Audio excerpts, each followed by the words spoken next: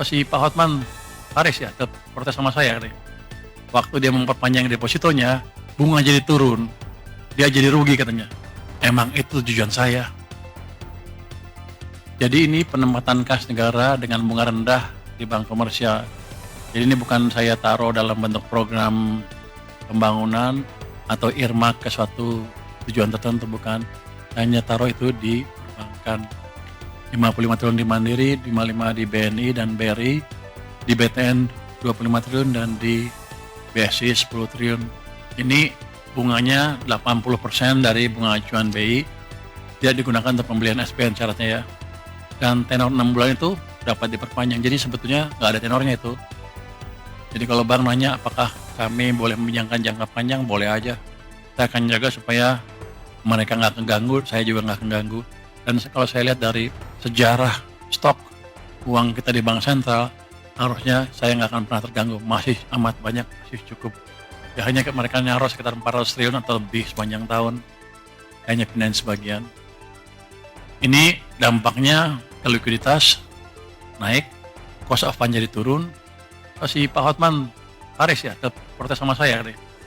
Waktu dia memperpanjang depositonya, bunga jadi turun, dia jadi rugi katanya. Emang itu tujuan saya. Nah, biar dia belanja lagi, kalau belanja kan ekonomi jalan. Atau dia bagi-bagi ke orang, ekonomi jalan. Memang itu tujuannya. Jadi itu merupakan konfirmasi bahwa kebijakan kita mulai jalan. Konsumsi dan investasi akan naik karena bunga turun dan multiplier effect untuk pertumbuhan ekonomi akan kelihatan semakin signifikan. Ini juga kedepannya akan kita sinergikan dengan fiskal moneter. BI sudah menurunkan 25 basis.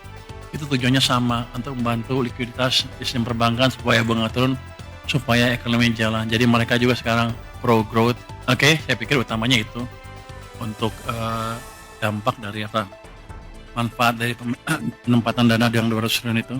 Ini Danantara katanya, kalau Danantara hidup katanya akan bisa memberi dorongan tambahan ke ekonomi.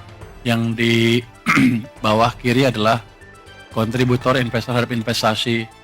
Kita harapkan nanti di tahun 2026 investasi mencapai 7.450, di mana swasta 6.200, BUMN dan antara 720, dan pemerintah 530. Yang Anda perhatikan ke depan adalah di tahun-tahun mendatang kontribusi dan antara akan terus ditingkatkan, walaupun saya lihat ini masih sedikit ya, masih malu-malu mungkin. Tapi saya yakin ke depan kalau udah jalan dia tumbuhnya akan lebih cepat dari sekitar 980 triliun di tahun 2029. Oke. Next. Oke. Saya jelaskan asumsi dasar ekonomi untuk 2025 ya. APBN-nya 5,2, realisasi 5,12. Ini yang saya bilang tadi kan, 5 tambah 1 tambah 2 jadi 8. Tapi saya sudah jelaskan alasannya ya. Memang ada uang lebih yang mendorong demand pada waktu bulan-bulan di triwulan kedua tahun 2025. Inflasi mencapai sekarang 2,31% year on year. Nilai tukar 16,498 end of period ya. Yield SBN 10 tahun 6,28% end of period. Asumsi APBN 2026 berapa? 6,9. Jadi kira-kira tahun depan saya bisa menghemat cukup banyak itu. Nah, mungkin bunga naik lagi terus signifikan. Insya Allah katanya. Itu tabungan kamu bukan? Di tabungan. Harga minyak mentah Indonesia 66,07 end of period. APBN-nya 82. Jadi ada untungnya di situ ya. Untung nggak kita? Netnya untung apa rugi? Kayaknya untung sedikit ya. Ya untung sedikit artinya apa? Anggaran kita, apa APBN kita akan lebih bagus. Untung sedikit harusnya kan? Untung sedikit kan? Masih untung apa rugi? Berapa?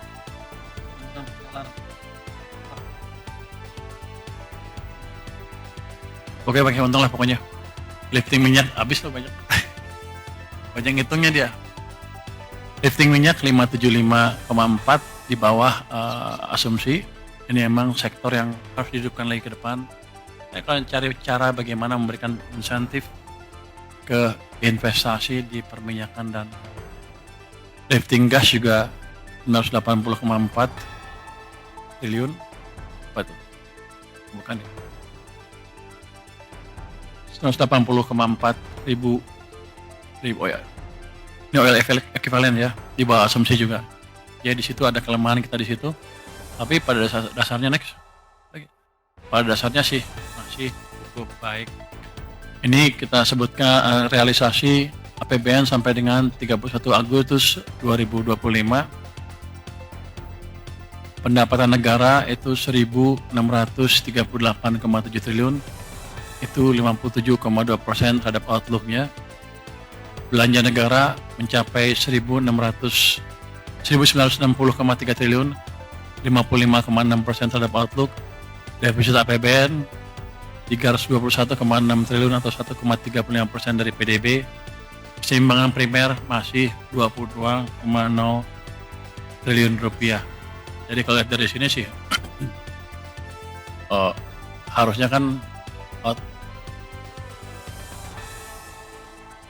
negatif keseimbangan primer sampai dengan akhir tahun. Jadi masih ada, ini indikasinya adalah masih ada belanja pemerintah yang mesti dipercepat lagi supaya keseimbangan primernya sesuai dengan desain waktu kita buat anggaran untuk tahun 2025.